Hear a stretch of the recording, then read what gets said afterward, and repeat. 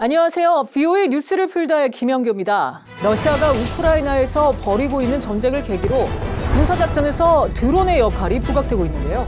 오늘은 드론을 군사적으로 활용하는 기본적인 방법에 관해 한번 알아보겠습니다.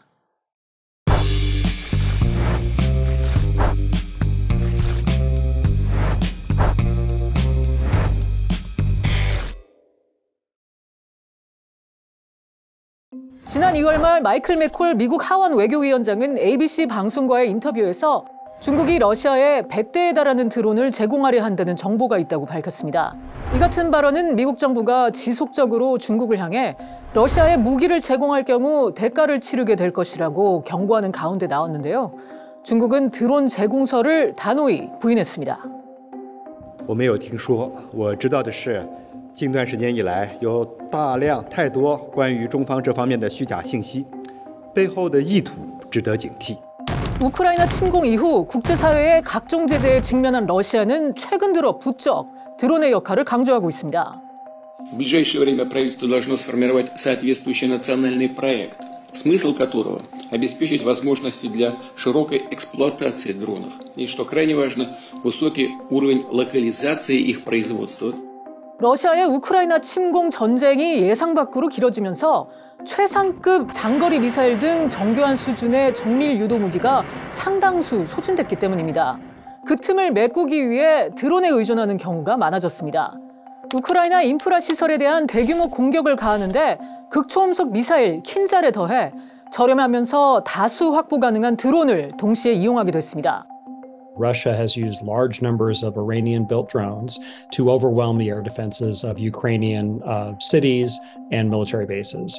The air defense systems become depleted, and then what Russia will do is then attack with cruise missiles that they can use smaller numbers of and achieve highly destructive effects.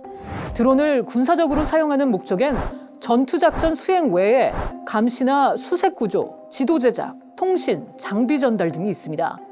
The North Koreans can use those drones to fly in and collect reconnaissance data in the mode of target acquisition. It's very important for them. The Russians are doing it right now in Ukraine. The Chinese have continued to do it in experimentation, but the Russians use drones as a weapon system. 드론을 종류별로 한번 살펴볼까요? 우선 날개의 형태로 봤을 때 날개가 고정돼 있는 고정익, 날개가 움직이는 회전익, 그리고 이 두 가지 성질을 섞어놓은 하이브리드가 있는데요. Those are designed, though, for longer range activities. And in particular, many of those now are armed drones that will actually be used to go in and attack a target. Basically a suicide drone, a drone that's going to destroy itself when it destroys its target. 고정익은 회전익보다 빠릅니다. 그래서 같은 시간 동안 더 멀리 날아갈 수 있죠. 고도도 더 높이 날 수 있고요. 또 고정익은 회전익보다 무게를 더 감당할 수 있다는 점도 있습니다.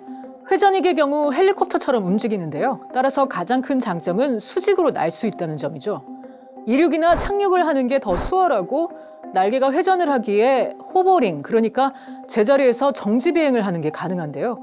그렇기 때문에 좁은 공간을 날거나 장애물 주변을 날 수 있습니다.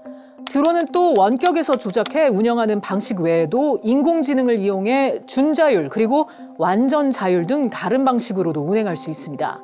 또 유형별로는 중고도 또는 고고도에서 장기 채공이 가능한 드론과 무인 전투기나 전술 무인기 등 여러 가지로 나뉩니다. 최근 들어 드론의 군사적 활용에 있어서 주목받는 기술은 바로 수어음이라 불리는 건데요. 수어음이란 때를 지어 활동하는 소형 드론의 대규모 집단을 말하는 건데요. 한국말로는 군집이라고도 해석되기도 하죠. 이 기술은 하나의 크고 비싼 드론이 아니라 주로 여러 개의 작고 저렴한 드론을 기반으로 합니다. It will take the attention away, from the missiles, and it'll also take up surface-to-air missiles that would otherwise be used to defend the target against the incoming cruise missile. Those cruise missiles will come in and be able to come in unattacked by the air defense system because the air defense system is busy attacking the drones. 군사적 용도로 1800년대 중반부터 이용돼 왔던 드론은 2000년대 들어 처음으로 상업화를 거치면서 급격한 발전을 하게 되는데요. 그로 인해 이제는 전쟁의 비용과 효율성 측면에서 큰 변화를 가져오고 있습니다.